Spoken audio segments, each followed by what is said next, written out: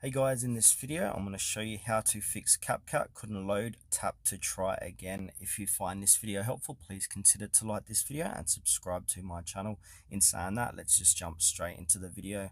Alright, the first method what we can try is check your internet connection. So ensure you're connected to a stable Wi-Fi or mobile data network.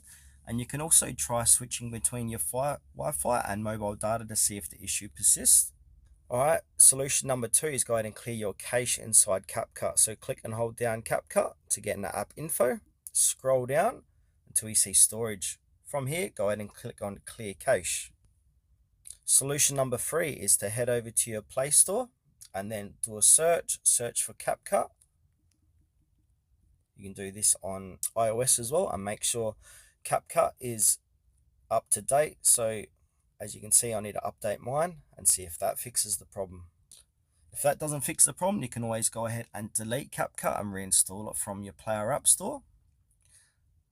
You can also check CapCut server status. So sometimes CapCut servers may be down. Check websites like Down Detector to see if there are any reports of outages.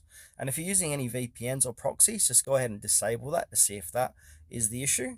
And lastly, free up storage space. So ensure your device has enough free storage for CapCut to function properly.